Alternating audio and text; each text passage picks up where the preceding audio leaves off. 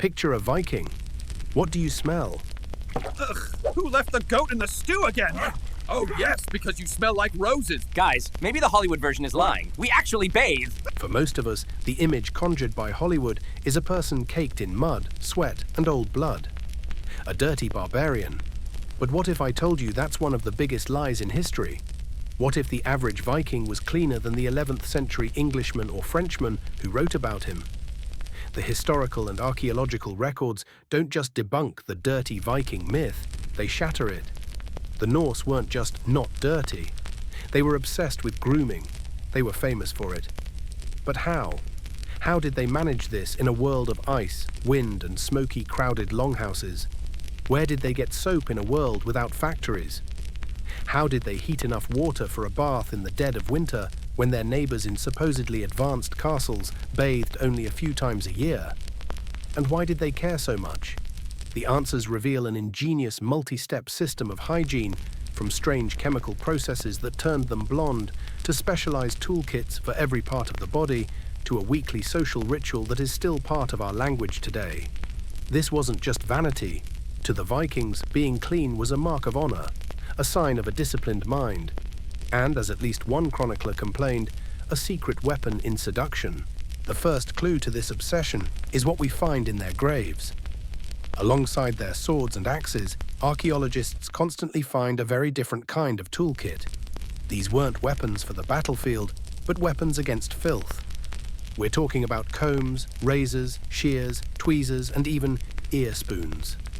These weren't rare luxury items for jarls. They are found everywhere, in the graves of men and women, rich and poor. These were not crude tools. They were often objects of art. The most common of all, the comb. Vikings loved their combs. They were fashioned from durable deer antler or polished whalebone, materials that wouldn't snag or create static. Many were inscribed with intricate knotwork or runes, housed in their own protective cases. A finely made comb was a sign of status, a prized personal possession. But it wasn't just for looking good. It was a frontline defense. You think this is vanity? No, this is war. War against what? Clammy. The enemy. Your hair. Head lice don't stand a chance. In a world without modern shampoo, a fine-toothed comb was the single best technology for removing clammy.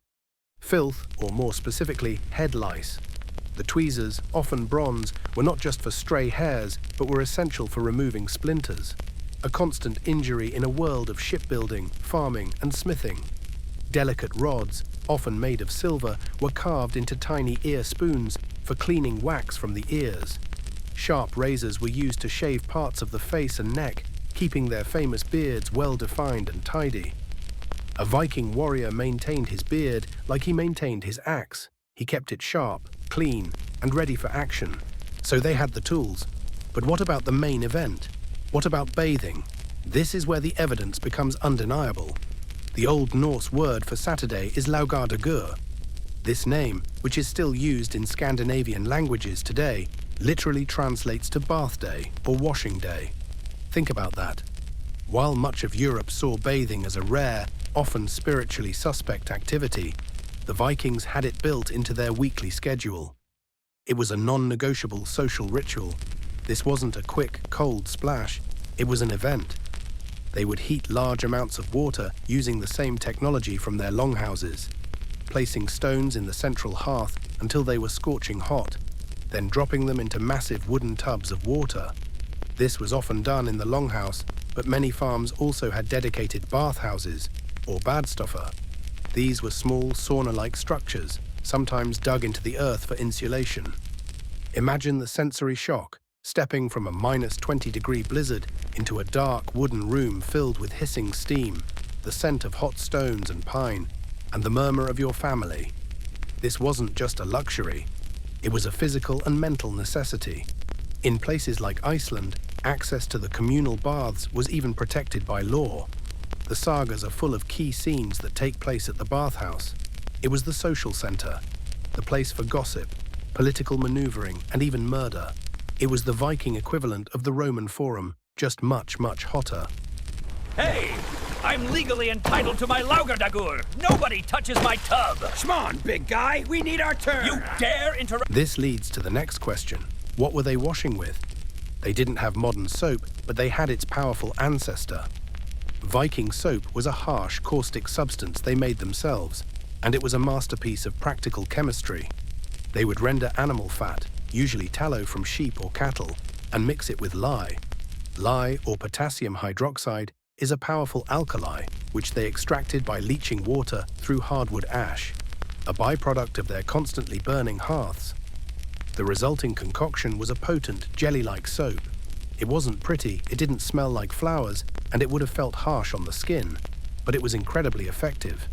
It would cut through the thickest grease, grime, and smoke soot from the longhouse, and it was powerfully antiseptic, killing bacteria and parasites. But they had another, even more famous use for it. Some Viking men would use a soap with an extremely high lye content, not just for washing, but for bleaching their hair.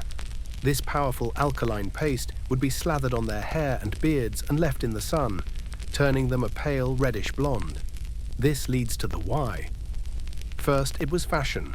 Blonde was the desirable ideal, but the lye had a second, far more practical purpose. It instantly killed every single lout, gnat, and parasite in their hair. It was a form of chemical pest control that also made them look good. This wasn't vanity, it was ingenious, two-in-one survival engineering. Does this really make me handsome? Handsome, yes, but also deadly to every last lout in your hair. By Odin, it's like a tiny battle happening on my head. It's one thing to wash your body, but what about your clothes? In a smoky, crowded longhouse, clothing would quickly become foul. The Vikings, who prized their brightly dyed wool and linen tunics, had a system for this too. First, they changed their clothes far more often than their contemporaries. Sagas are full of references to people having a set of traveling clothes and home clothes, or being given a fresh set of clothes after a journey. But how to wash them? The process was brutal. Laundry was taken down to a stream or river. In winter, this meant a hole smashed in the ice. The clothes were soaked in the freezing water and then laid on a flat rock and beaten with heavy wooden clubs or paddles. This percussive force was surprisingly effective, knocking the dirt and grime out of the tough fibers of wool and linen. But for tough stains, they had another secret weapon: stale urine. It sounds disgusting, but the ammonia in aged urine is a powerful cleaning agent and bleach. It was collected and used as a potent detergent. And yes, while the ammonia from urine was a powerful and free chemical agent, they also used natural detergents. Certain plants, like soapwort, could be agitated in water to create a mild soapy lather for more delicate items. The Vikings were practical. If it worked, they used it. The ammonia smell, by the way, would be long gone after a thorough rinse in a running stream and being left to dry in the freezing, clean, and sterilizing wind. Who needs perfume when you have ammonia? By Thor, my nose will survive this, I think. This all brings us back to the biggest question. Why? Why go to all this trouble in such a harsh environment? The first reason is the one we've already seen: survival. The Vikings weren't microbiologists, but they knew from 1,000 years of observation that filth equals sickness. Parasites like lice, fleas, and ticks are not just an annoyance. They are vectors for deadly diseases. By obsessively combing, washing with lye, and beating their laundry, the Vikings were waging a relentless and highly effective war against disease. A clean camp was a healthy camp, and a healthy camp could survive the winter. The second reason was social status. In Viking culture, to be clean, well-groomed, and dressed in clean clothes was a sign of self-respect. It showed you were disciplined, organized, and successful enough to afford the time and resources for hygiene. To be dirty or uthlelur was a deep insult. It meant you were lazy, poor, or simply didn't care about yourself or your community. An ungroomed beard or uncombed hair was a sign of a disordered mind, or that you were in deep mourning. And the final reason: seduction. The Vikings were not immune to vanity. The sagas are filled with descriptions of handsome men and beautiful women, focusing on their hair and clean appearance. The most famous evidence comes from a 12th century English chronicler, John of Wallingford. He complained bitterly that the Viking men were too clean. He wrote that they caused much trouble by bathing every Saturday, combing their hair daily and changing their clothes often, all with the wicked intention of seducing English noblewomen. They weren't just clean, they were dangerously clean, a calculated act of social dominance. Too clean! Too perfect! How dare they seduce my flock! Good morning, Father. We thought you might need some inspiration. So how did Vikings stay clean without freezing? They engineered an entire system to defeat the filth. They used a dedicated toolkit of antler combs and silver ear spoons.